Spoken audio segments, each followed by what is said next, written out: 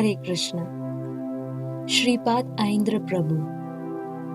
Aindra Prabhu was born in Virginia, USA in 1953 in an artistic family.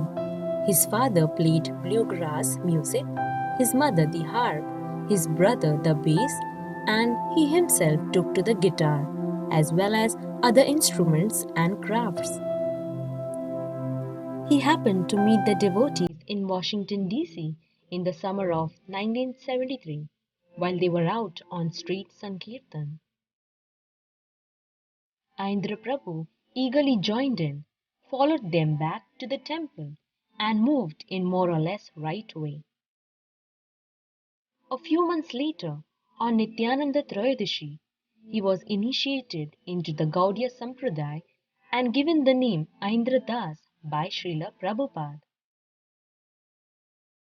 Aindra Prabhu was the epitome of a sadhaka, always endeavoring to go to the extra mile to show Krishna that he was serious about devotional service.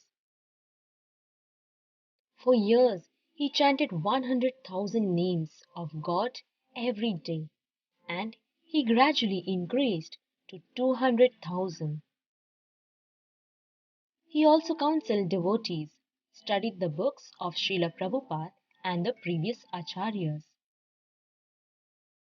He also worshipped Sri Radha Shyam-Sundar in the temple and his personal deities in his room. He transformed the brahmachari quarters into a transcendental art gallery, scrubbed the toilets, and led the electrifying kirtans that won him a place in devotees' hearts the world over. He first began deity service in Washington D.C. in 1974, continued that service on the Radha Damodar traveling Sankirtan party, then in New York City until 1986, and since then in Vrindavan. On the auspicious day of Rama Vijay Dashami, the 24-hour Kirtan started under the auspices of Aindra Prabhu, and it remained so for the next 24 years. On the footsteps of Sri Chaitanya Mahaprabhu, as he performed Sankirtan, both publicly and privately, for 24 years, Aindra Prabhu also journeyed to Vrindavan 24 years ago with the intention of dedicating his body, mind, and soul to the Sankirtan movement. It was not an overnight success. Until 10 years, living in Vrindavan throughout the year was a most difficult affair, especially in the summer.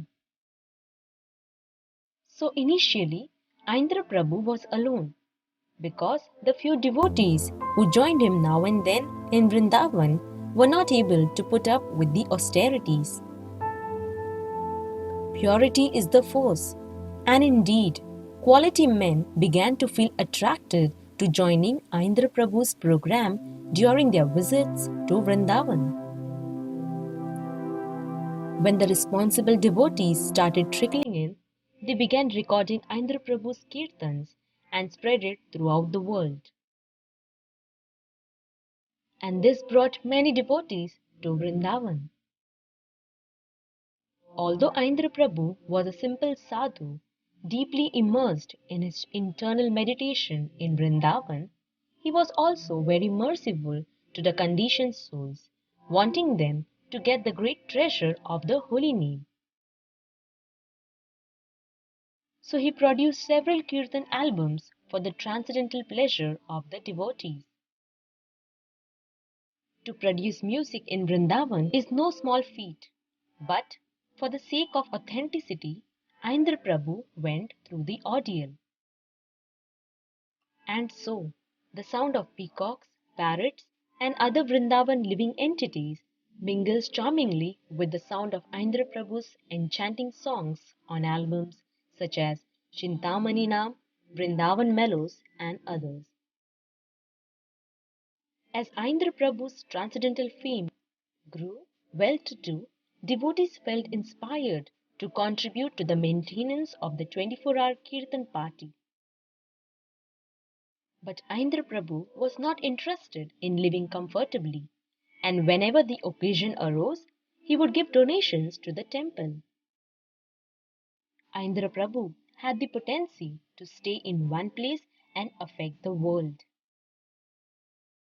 There is great value in sitting in one place and just chanting purely the holy names for the benefit of humanity. He left his body while preparing to cook for his deities in July 2010, and he surrendered his last breath at the lotus feet of Lord Nityananda, to whom he had pledged his life. In retrospect, one can easily conclude that Aindra Prabhu was steadiness personified. All glories to 24 hours Kirtan at Krishna-Balarama Mandir, Vrindavan. Hare Krishna. Thank you. For more videos, you can subscribe to our YouTube channel. Hare Krishna.